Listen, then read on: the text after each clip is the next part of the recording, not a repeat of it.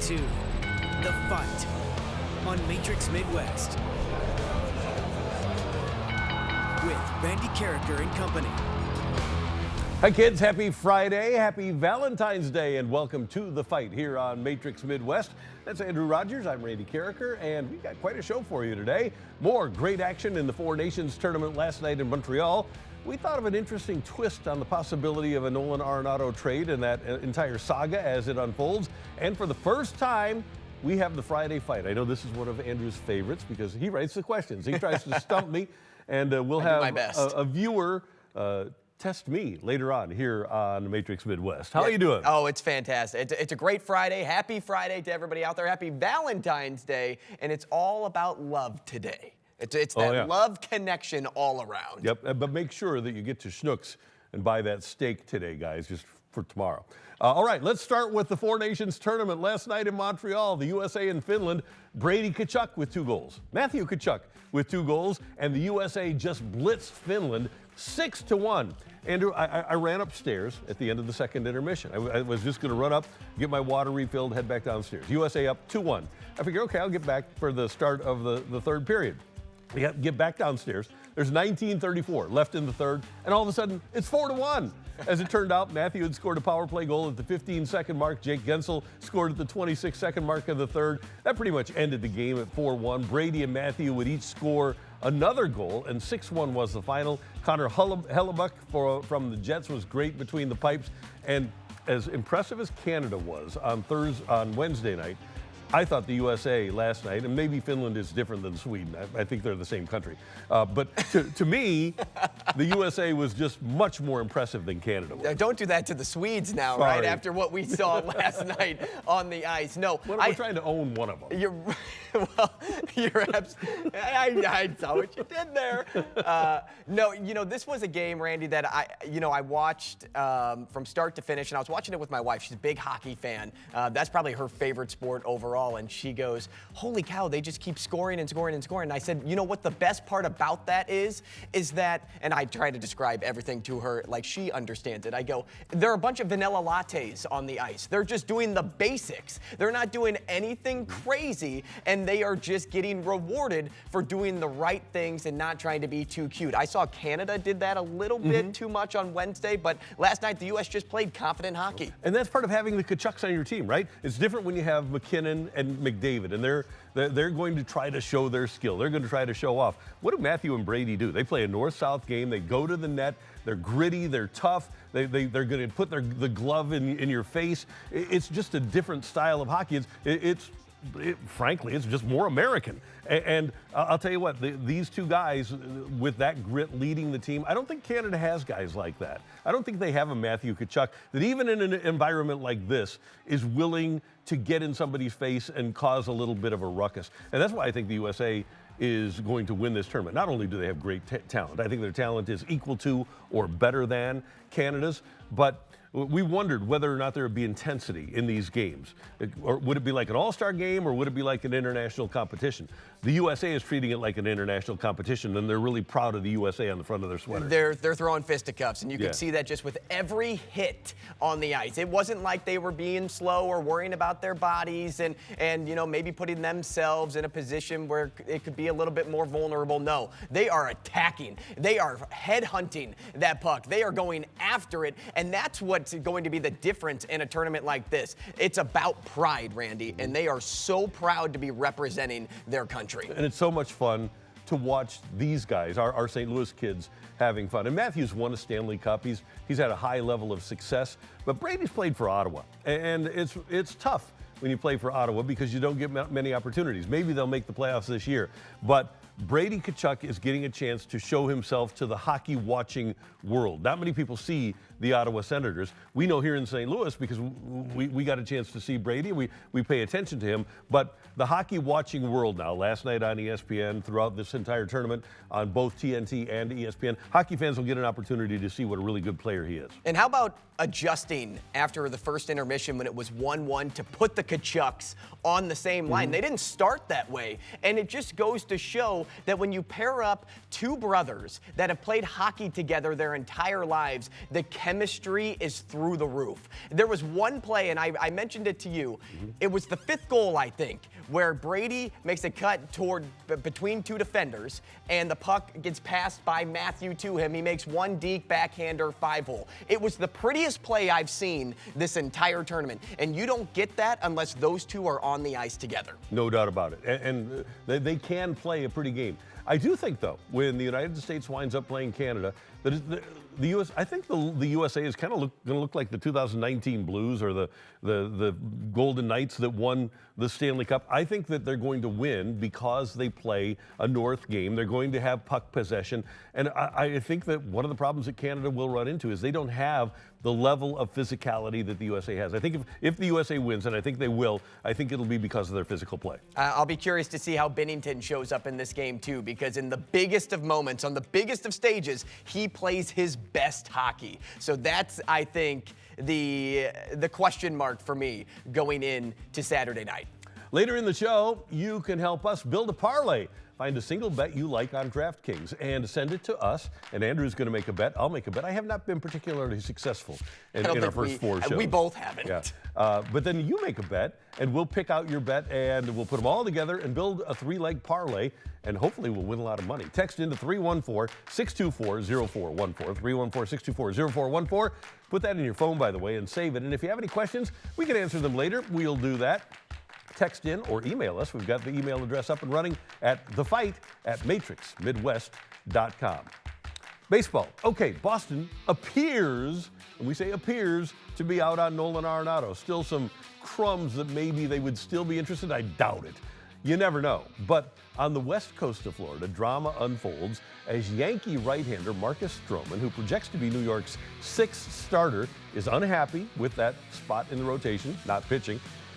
He missed the first couple of days of workouts, Andrew, and the Yankees reportedly offered Stroman to the Cardinals earlier in the offseason, and the Cardinals turned it down because they want to get a guy like Nolan Gorman in at third base. Might it make sense to revisit those talks now, be willing to take on Stroman's contract if the Yankees will take on all of Arenado's deal? Stay tuned. I think that is a reasonable solution for the Cardinals to get out from under Nolan Arenado. And not that he is an albatross, but the fact of the matter is, the reason that they want to get rid of him, part of the big reason, is they want to get other people at bats. And it will be a difficult situation for the Cardinals if Nolan Arenado is on the club. Yeah, and it just causes a lot of roster reshuffling and where do you put people. But to your point, if they could get rid of Nolan, and I don't like using the word rid because I still am a big Nolan Arenado fan, but if they could move on from Nolan and still have a team take on the majority of his contract, maybe get a return like Stroman, who is unhappy in New York,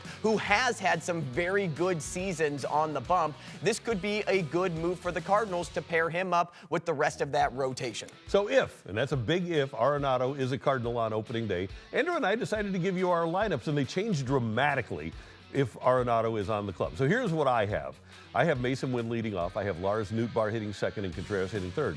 Gorman, Arenado, and Walker, and Gorman is my DH, with Donovan at second, Pages behind the plate, and Ciani. That means that I have Alec Burleson on the bench. It means I have Ivan Herrera on the bench. I hate to bench Burley, but that's the price that I'm paying for Arenado being around. Yeah, and I hate to bench them both.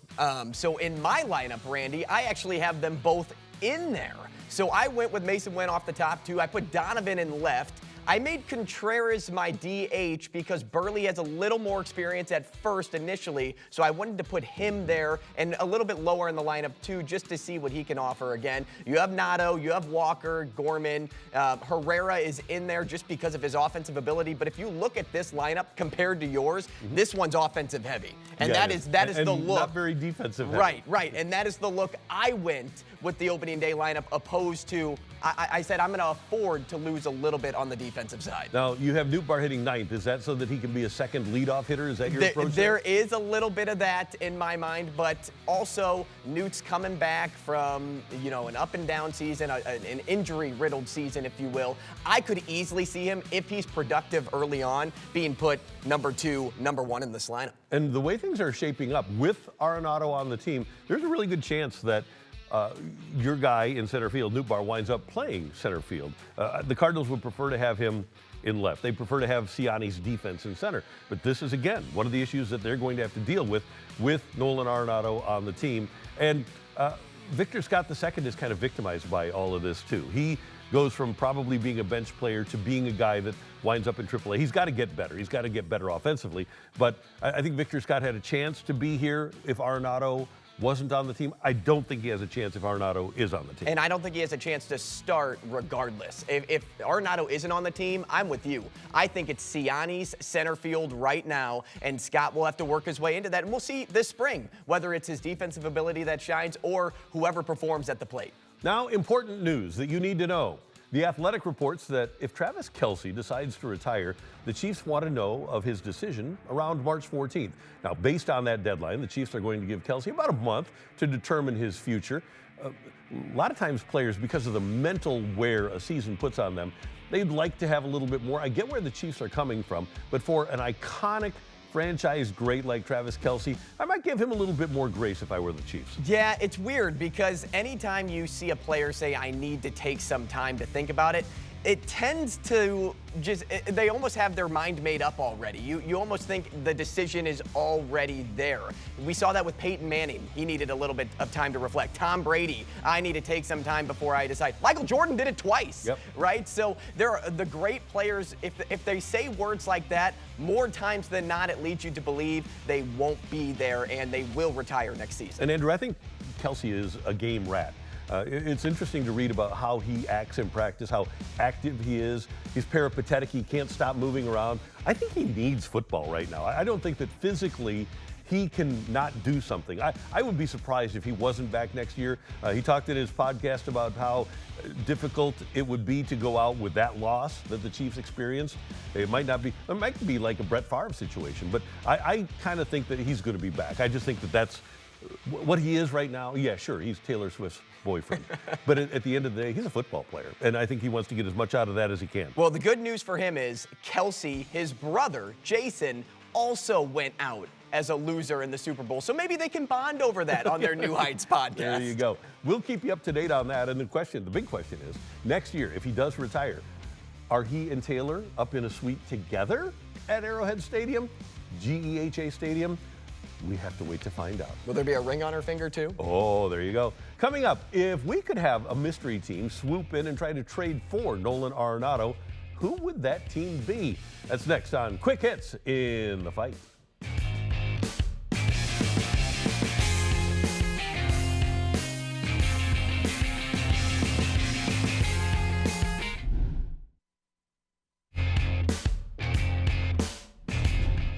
Andrew, folks in Canada were none too happy with John Cooper's decision to start Blues goalie Jordan Binnington against Sweden, but Bitter came up big in the 4-3 overtime win. Cooper said when he had to make the big save in overtime, he made it. He said, and he gave us a chance to win, and we did. You think Bitter is better than maybe he gets credit for being? I mean, here he is on the biggest stage for hockey, aside from the Stanley Cup, and performing at a really high level. And three-time Stanley Cup championship coach is saying, yeah, he's good enough for me. Yeah, I think Binner is better than people give him credit for, but the hard part for him is he set the expectation so high so early in his career when he won a Stanley Cup, so everybody just set this bar, and when he didn't meet that bar a few other seasons, it's like, oh, Binner's terrible now. But now he's building a legacy in Canada. That win did a lot for him. He's much better than people give him credit for. And I think ultimately, if he wins this tournament, he'll get a lot more respect. I think a lot of people, because of some of his actions, his competitive actions, people tend to disrespect him. But it's funny, once people on the international stage get to know him, they love him. He told me last summer that when he was at the World Championships, he was having dinner with a guy, and he said, you know what, I never had a different perception of a guy than reality than with you. He said, I thought you were a jerk, and you're a great guy. Yeah, on the ice, he may look like a jerk. Off the ice, he is a good guy. He's funny. He's personable. You like that. He's got good, dry humor. And also, Randy, doesn't winning just forgive all sins at the end of the day? It does, and he's not been in the best situation with the Blues. Over the course of the last couple of years since the Stanley Cup, they have not played the best defense. So I think that he gets a bad rap sometimes because he's kind of hung out to dry. All right, Andrew, baseball, if you could have a dream mystery team swoop in and want Nolan Arenado, and he would agree to go to that team, which is a big problem that the Cardinals have right now, which team would it be? What would be your dream team to swoop in? And this is like if money's no issue, right? Money's no issue, and the no trade, he'll go anywhere. So I think an interesting location for him would be Toronto, because of how they're set up this year and 2 contract years with not only Guerrero but Bichette, but they also have a good starting rotation. I think he could win in Toronto too with the void they have at third base. Okay, I know that he wants to win a World Series, but I also know that he wants to be happy, he wants to be comfortable, and he wants to be at a place where they like him. How about the Colorado Rockies? How about bringing the guy back home, the anointed one, bring him back home to play third for the Rockies? He's popular. He can play out the string there. He can be their guy for the rest of his career and go into the Hall of Fame with this interlocking CR on his hat. Go out like Todd Helton or Carlos Gonzalez, one of those players there. I like that. I actually think that he could have better success back in the Mile High where that ball just continues to fly. Yeah, just get him there. I don't know that he would go back there. I don't know that ownership would want him back there. But that's my dream scenario, is the Colorado Rockies, and maybe even a good Colorado Rockies team for Nolan. Get him back into the playoffs in Denver. That'd be pretty cool. His dream, too, the LA Dodgers. No doubt. That'd be, if they would swoop in, that'd be really interesting. All right, more Four Nations. Vegas Golden Knights defenseman Shea Theodore will miss the rest of the tournament after suffering an upper body injury. Yesterday, Vegas announced that Theodore was considered week to week with the injury. And we always worry about tournaments like this and players getting injured. Are you less inclined as a Blues fan now to want people like Binnington and Karraker in tournaments like this? You know, I'm not. And frankly, it's just because these guys could get hurt at any time throughout the season. And whether it's here or whether it's, during regular season action, it just is what it is. And it's not every day you can play for your country. This is what these guys are wanting to do in this moment. College football players opt out all the time for reasons like this, but they're not playing for their country at the end of the day. These hockey players are, and I don't fault them for wanting to go out there. Andrew, I agree with you 100%. I want to see my players among the best in the world. And that's one thing that we're getting here with the Blues guys and with the St. Louis guys. They are thought of as among the best in the world. And the risk of injury really is minimal. It's not, the likelihood of a player winding up in the same shoes as Theodore is low. Now, should Vegas fans be upset? Yeah, because their guy is hurt, although their best guy isn't hurt. Petro didn't get hurt in this tournament. But at the end of the day, I'm with you. If it's an Olympics, a world championship, something like this, I want to see my guys playing. Well, and they're competitors, right? So they just want to go. You could get hurt in practice even. So why not let them go out there and play and represent your team for either your country or their country? It's just fun to root for. All right, a little college football here. Ohio State lost their defensive coordinator, Jim Knowles, to Penn State, and they're hiring former Patriots defensive coordinator and Lions head coach Matt Patricia, yes, he of the process, as their new defensive coordinator. Patricia has had virtually no success on the field away from Bill Belichick. I question this hire. Do you? No success in college either, Randy. I absolutely question this hire. Matt Patricia has gone downhill since his stint in New England. Now, is he a guy that maybe will gel better with Ryan Day than Knowles did on the way out? Sure, because he understands what having that oversight is like in the room. But this move doesn't make sense for Ohio State, the former #1 defensive team in football. Maybe it makes sense for other college teams, but not the Buckeyes. One time he walked into a press conference in Detroit on Halloween, and one of the media members was wearing a Halloween costume. And he said, "Why don't you just trust the process?" The team was like 1-11. How is that process working, and why should we respect that process? I'm not in that at all. Now, he is. I'll give him credit. He's good and funny as a podcaster.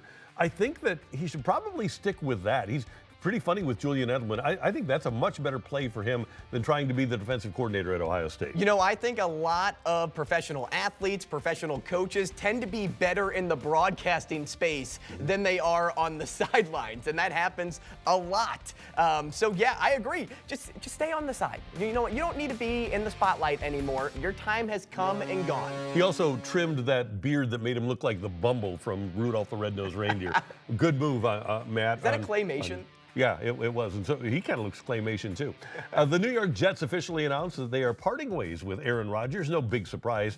But how happy does it make you that the drama is over with Rodgers and the Jets? I don't know if I ever got sucked fully into the drama, Randy. So for me, I'm kind of just an outsider. I will say I did get sucked in when he was in the darkness, when he went into the darkness and decided to come out 3 days, a week later, whatever that is. But no, I think it's probably better for football that Rodgers does step away now. This is a good time for him to retire, maybe even become a broadcaster. We were just talking about that. How about you do what Tom Brady just did or Tony Romo did and just sit next to Jim Nantz? Here's my thing with Rodgers and the Jets. You had great stories unfolding. You had the Kansas City Chiefs. You had the Detroit Lions. You have the Buffalo Bills. You have even, as much as we hate to say it, the LA Rams. But every single day, it's the Jets and Aaron Rodgers. And there was no good reason. The team was terrible. He was terrible. There was no good reason aside from the fact that they have a bunch of Jets fans in the Northeast at ESPN. It was preposterous that they got as much attention as they did, and I'm glad that part of it is over. And I hope now that he just goes away. Maybe now he can really run for office. You know, Randy, I'm starting to think maybe I was so distracted by the Bears and their lack of success, and that's why I wasn't paying close enough attention to Rodgers. Well, the Bears are your team, and I would think that they could provide some drama next year with Ben Johnson and Caleb Williams, but that'll be more fun drama than Aaron Rodgers. I hope and the so. Jets. I hope you're right. Yeah, it's just not. He is not a compelling figure anymore. And by the way, the way he left Green Bay, I'm glad that they wound up losing in New York because of the way he wound up going to New York. I'm glad that things worked out the way they did. Yeah, sorry, Jets fans. Yeah. Hey, coming up here on The Fight, it's Friday, and it's time for our first one, the Friday Fight here on Matrix Midwest. Now, if you'd like to participate in a future fight, all you have to do is email us.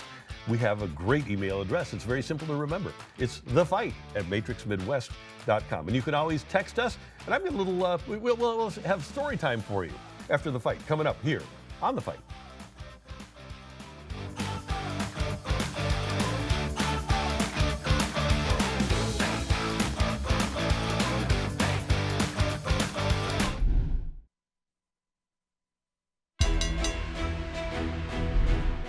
Welcome back. It's now time for The Fight. For those that have listened to Randy over the years, you know he's one of the strongest trivia masterminds to ever walk this earth, and he's sitting by in the green room. Randy, how you feeling? I'm feeling good, Andrew. It's fun to do this. We haven't done it in a long time, and every Friday we'll have The Fight. I'm looking forward to this. Well, I looked forward to this every time I listened to you over the years, so I'm just as excited as you are, and hopefully our courageous challenger is also excited. Chris Jones. Chris, welcome to The Fight.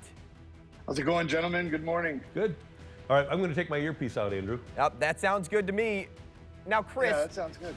Yeah, Chris, you want him to take the earpiece out. You don't want him to know what answers are about to come, or at least the answer choices that are coming with these questions. Do you think you have what it takes to defeat RK today? Certainly hope so, but I don't know. It's opening day, so I know he's bringing his best. Let's do it. You'll get 4 questions, each of which you'll get 3 answer choices to help you out. And then when we get to Randy, we won't be as generous, but we will give him a lifeline if he needs one. Sound good? Sounds great. All righty, let's do it. Here we go. Question number 1. Earlier this month, in 2021, 10-time Gold Glove Award winner Nolan Arenado was traded to the Cardinals. Who holds the record for most Gold Gloves as a third baseman in history? Is it Brooks Robinson, Mike Schmidt, or Scott Rowland? I'm going to go with Roland, baby. Question number 2. Former first overall pick and current best defensive player in football, Myles Garrett, asked to be traded this offseason. Where did Myles Garrett go to college? Was it Alabama, Texas A&M, or Ohio State? I think he went to college in Lubbock, Texas A&M. Question number 3. Xavier Worthy put together a strong case for Super Bowl MVP despite the Chiefs losing. Who is the only player to win Super Bowl MVP while playing for the losing team? Is it Chuck Howley, Jake Scott, or Joe Namath? This seems like a trick question. I'm going to go Howley. And yep, I got you. Question number 4. Who's the only pitcher to throw a no-hitter in both the American and National Leagues? Was it Nolan Ryan, Tom Seaver, or Randy Johnson? Randy Johnson. All righty, Chris, how are you feeling? I don't. 40 to 60% window. All right, that's pretty good. Randy, what do you think about that? 40 to 60%? Well, I hope I feel 61, I guess.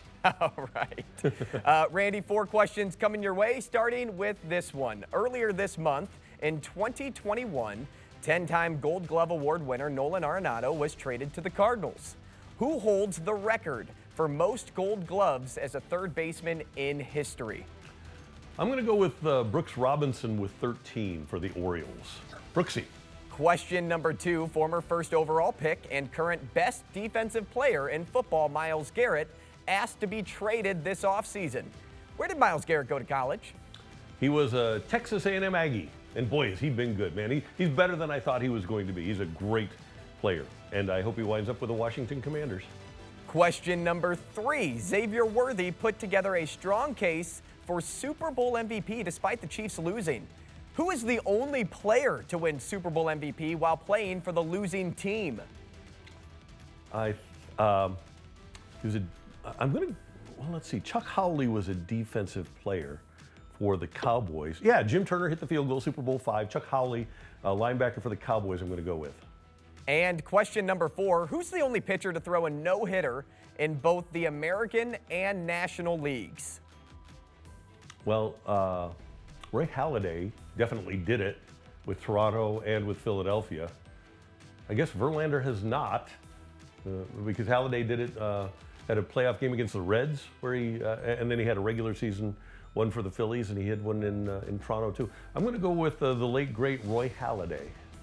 And bring them back. The answers to the questions starting with question number 1. All about Nolan Arenado this week, right? 10-time Gold Glove Award winner who holds the record for most Gold Gloves as a third baseman in history. Brooks Robinson, Mike Schmidt, or Scott Rowland.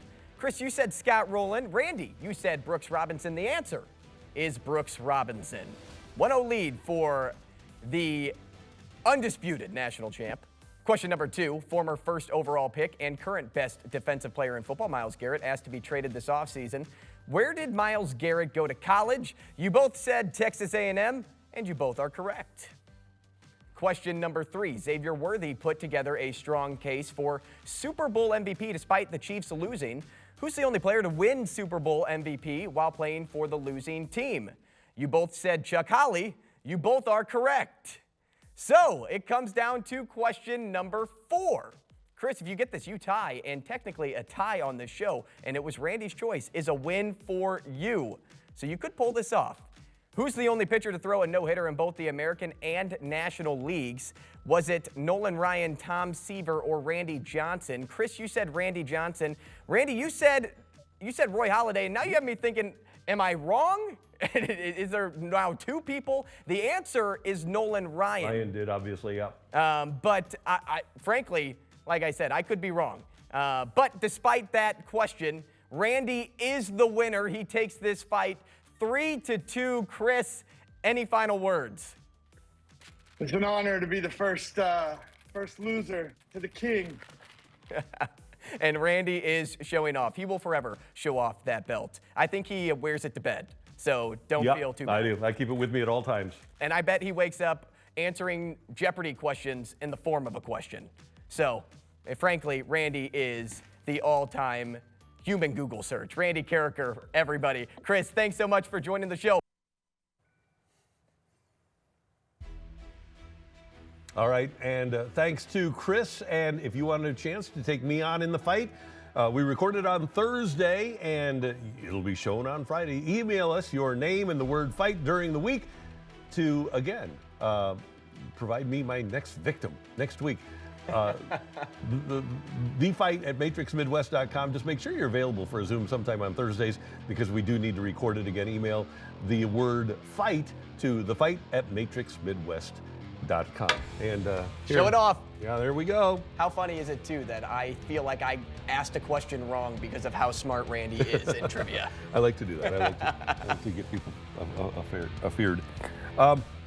Okay, here's something that I've done for years on shows on Valentine's Day, and it's important. So right now, it is 7:35 in the morning on January 14th, or February 14th. February 14th of 2012, I was 49 years old and on an operating table at St. Luke's Hospital getting a quadruple bypass. Now, you think, no, that's not a surprise. Well, it was a surprise to me that I was 49 and in the midst of getting a quadruple bypass. And here's what I want to tell you guys, and it is American Heart Month. So pay attention to what your body is telling you. I spent about 6 months in the summer before with kind of a clicking in my heart. And I thought, no big deal, it'll go away. And so I just let it go and let it go, let it go.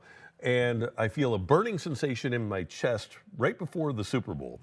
And I went to my doctor and I said, it's, I don't know what it is. Maybe I'm drinking too much soda. Maybe it's my diet. He said, well, you know what? Why don't you go to the Super Bowl, go to Indy, and then take it easy there. Don't work out. Come back. We'll put you on a stress test.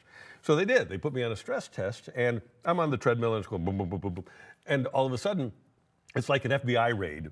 They press the button on the treadmill, and 20 people descend upon the room that I'm in getting this stress test. And I had a blockage that was pretty severe. As a matter of fact, my cardiologist, who's the best at St. Luke's, his name is Dr. Morton Rinder. He subsequently told me, he said, hey, you were in Darryl Kyle territory. And for those of you that are Cardinal fans, that's bad territory to be in. So what I try to do, and Andrew, you're part of this. We're guys and we think we're tough, okay? We think, we don't need to go to the doctor. And I've run into so many people subsequently that have had the same thing, 47, 48, 49 years old. If you have if your heart feels uncomfortable, if you have a burning sensation, if you have a shortness of breath, if you have a clicking in your chest, get to your doctor, okay? And make sure that if it is nothing, that he tells you that it's nothing, because it might be something, even if you're 35, 40, 45, 50 years old. You might think, I'm too young for this. Well, not necessarily the case. I can tell you that I was 49, and the reason I'm still here is because finally I got fed up and I said, I got to go to the doctor. So one other part of this, though, Andrew, and so I'm in cardiac rehab. I go through it. By the way, I missed 17 days of work. I came back for the NCAA tournament, so I'm pretty proud of that. But I'm going to cardiac rehab, and this is several years later. I stopped by the gym over at St. Luke's just to work out. And I'm walking out, and a guy in a black Mizzou, obviously it's a black Mizzou sweatsuit, white hair, walks up to me and says, hey, are you Randy Karraker? I said, yeah. He said, hey, just want you to know you saved my life. And I said, what did I do? He said, you told your story on Valentine's Day, and I was feeling the same thing. I was feeling the heart discomfort, and I went to my doctor, and he said, if you wouldn't have come in, you would have been 6 feet under. So I took that to heart, and that's why I do this every year, whether it was on the radio or now that it's on TV, because I want you to be here. We want you to be able to watch this show every day. We want you to be able to be out with your family. We want you to be able to go out and play golf. So especially on Valentine's Day, the day of the heart, make sure that you take care of your heart, and don't just assume that you're going to be fine because you're a guy and you're indestructible. If you have those issues, go to the doctor. Well, Randy, thanks for sharing that story, because it does matter. And to get vulnerable like that, to share it with the audience, is important. I mean, even for me, 28 years old, just 2 months ago, I wore a heart monitor for a week because I suffer from gastritis, and I didn't know what it was.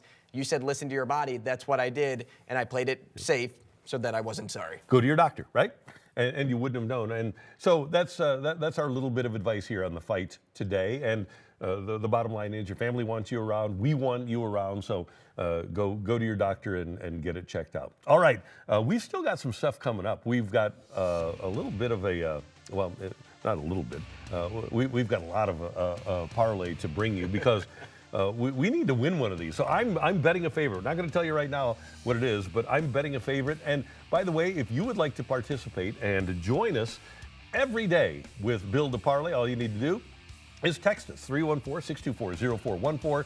314-624-0414. We do that every single day here in The Fight, and you can email us your idea for a bet from DraftKings at thefight@matrixmidwest.com.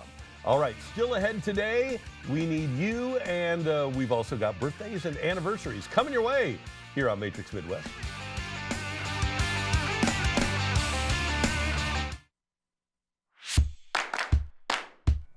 Time for some risky business. It's been particularly risky for us here in The Fight this week, but we're going to build a parlay, even though we have not gotten off to the best start.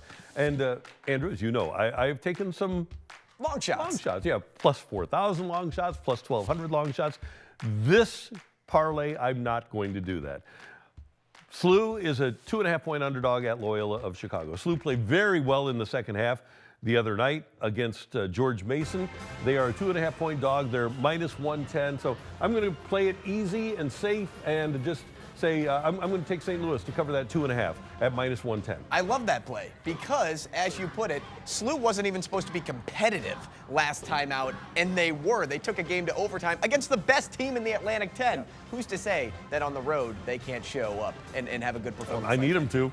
Yeah, and you're right. We've had a lot of bad business so far, but this is not risky business. This is good business on a Friday and going into the weekend. I will be the long shot today. I'm going, after watching the U.S. play hockey last night, I'm all in. I'm all in on the U.S., and I like them to win by 2 against Canada. It may sound weird. It may sound a little bit crazy, but this line keeps moving back and forth. They don't know who to make the favorite. Mm-hmm. Is it Canada? Is it U.S.? I love the value, plus 220 on our nation to take it to Canada. They love performing when they play. They love performing at the highest level when they play in the opponent's country. Remember T.J. Oshie, anybody? Mm-hmm, the 1996. T.J. Sochi. Yeah, T.J. Sochi. That is exactly right. U.S., Randy, that's where I'm going. Okay, I'm going to put you on the spot here. Who's the best goaler in that game? Is it Connor Hellebuck or I think Jordan it's Hellebuck. I think it really is going to be Hellebuck. He didn't look very good in the first period. I mean, that one went like through him like he was a glass door. But he locked up. Yep. And the Finnish team isn't anything to brag about, but he was a good goalie. Benner does show up for the moment. All right, we do appreciate when you text in or email in with your bet to make it a 3-leg parlay. What do we got? We have, and we got to go all the way back to, and this one's going to be fun, back to college basketball, Randy. And this is a weird one because this is from Chris, by the way, Chris in Eureka. I don't really understand when people bet on games that nobody watches. He likes the Columbia-Dartmouth game, and you know what? He likes them by 2. So who am I to argue with that? Maybe he went to Dartmouth. I don't know. Chris, you got to text back in. And this is the parlay, Randy, right here. Oh. And it's of good value. It is. A little, I mean, you have 1,000 odds. It's 1042. You still get paid out over $1,000 on this bet. Nothing wrong with that at all. And in case you were wondering, we aren't doing so hot this week. We were 0 for 3 last night. We didn't get any of them. And we're down $310 for the week. But it only takes one, doesn't it? If we get this one, then we're feeling pretty good about ourselves. And yesterday was only a $10 bet. Thomas Dietrich. Thomas Dietrich, I picked him to be leading after the first round. Choke artist. Total choke. Terrible. All right, that's today's Build a Parlay. And don't forget, we need you to build the parlay. Already have an idea for Monday's bet? Text us or email us now, and we want to hear from you. Coming up, we've got Take It or Leave It, plus we've got birthdays and anniversaries on The Fight.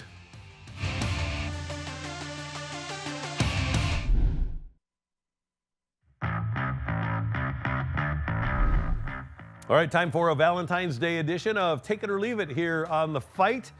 And we've got some good ones today. All right, Andrew and Tyler, our director. Big hockey fan, by the way. If you were starting an NHL expansion team, take it or leave it, a Tkachuk, either Brady or Matthew, would be your first pick over a McKinnon, over a McDavid, over a Draisaitl, over a Makar, over a Hellebuck. A Tkachuk would be your first pick for an expansion team. Take it or leave it. Randy, I love these guys, but I have to leave it. I love the way they play. They're great hockey players, but they aren't superstar level like McDavid and Makar. Like they're like 1B to the 1A. It's very close, but I will leave it for that reason. Who won the Stanley Cup in 2020? I don't know. I think it was a team down south. And who they beat? Yeah, they beat a team that was up north. Yeah, so I'm going to take this. If I'm starting an expansion team in the NHL today, I hear ya. I want grit, I want toughness, I don't want American. So I'm going to go with one of the Kachucks. He wants and by the way, St. Louis. That's what Randy wants. Our outstanding director, Tyler Klaus, is also. Who would you pick between the two? Matthew. Because he's won. Only because he's won. Yeah. Brady, younger. Yeah. Younger. Yeah. And tends to be the younger brother, tends to be the better athlete. I have an older brother. That's true, Randy. Oh. It's a fact. Yeah. It is totally a fact. Okay, what's that? Let's go to mine.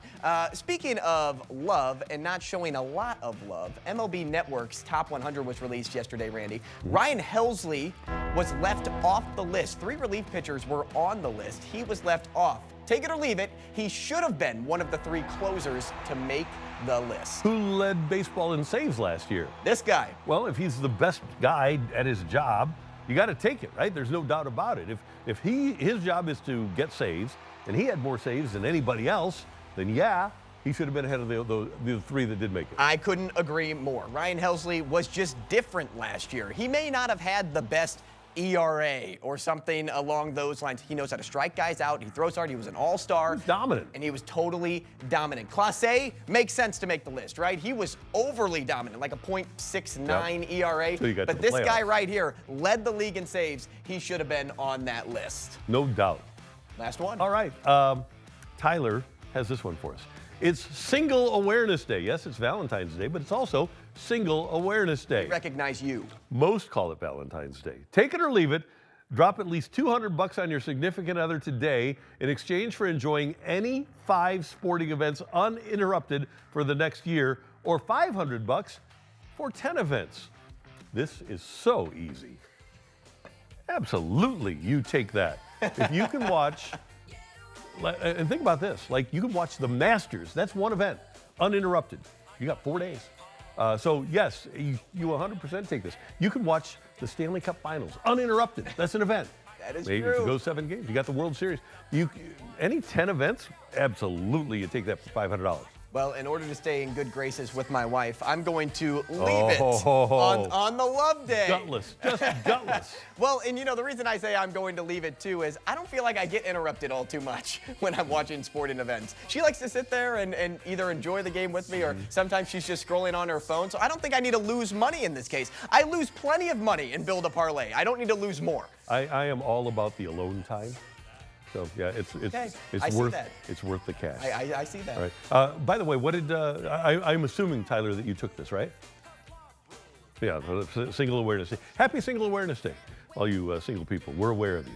All right, that is Tioli, and it is time now for sports birthdays, and we've got some anniversaries as well. Ryan McInnes, the son of Blues Hall of Famer Al McInnes, turns 29 today. Happy birthday, Ryan. Also, former Blues fan favorite Dave Lowry is 60, formerly the head coach of the Winnipeg Jets. Did a great job there, and just a really tough, gritty player. As a member of the Blues, number 10 there. Dave Lowry, happy birthday. He is 60.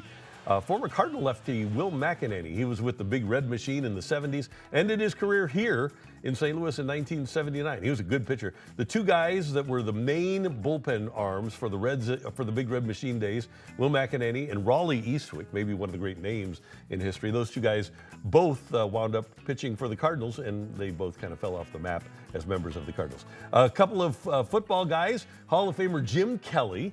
Happy birthday to him. He's 65. And how about this name? Former Big Red linebacker Chet Parlavecchio. You remember him? He's 65 today. I don't, but that's one heck of a last name, and I don't want to be the guy stitching that on the back of a jersey. Yeah, number 57, Chet Parlavecchio.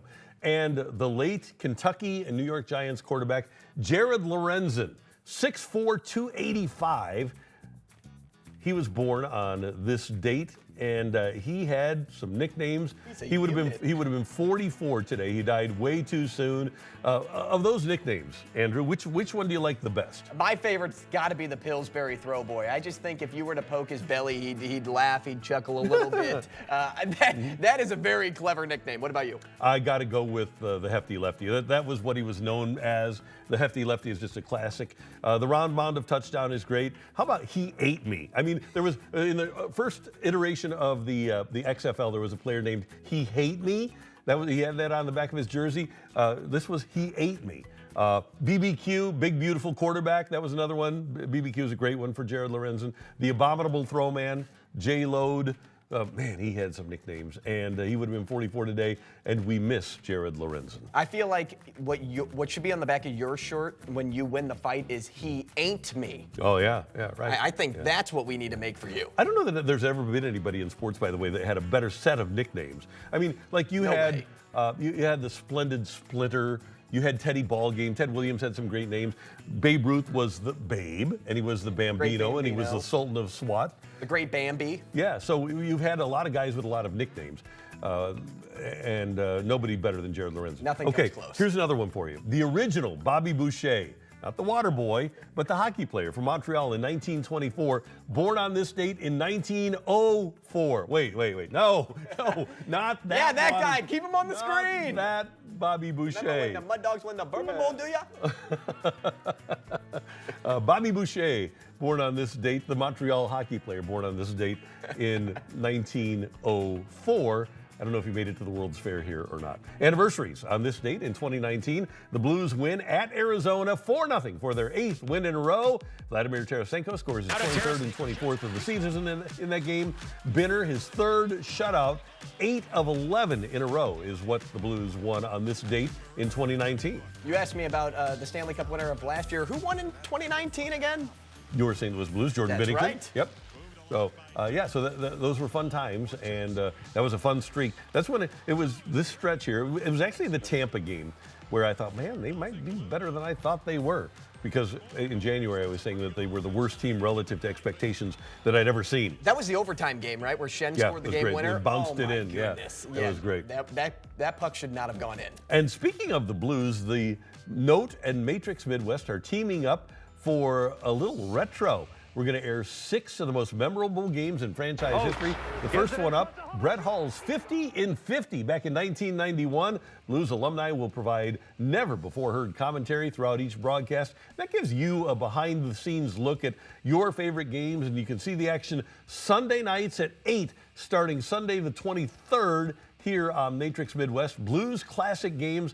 So Hully's 50 in 50, and we've got some great ones. I was fortunate enough to be a part of the team that picked these games, and we've got some awesome classic games for you. Good choices, and that Blues logo is sexy. I love that logo. Yeah, and so it's a week from this Sunday, the 23rd, 8 o'clock, right here on Matrix Midwest. Here's what's happening this weekend. The game we've been talking about all show, the USA taking on Canada at 7 o'clock tomorrow night.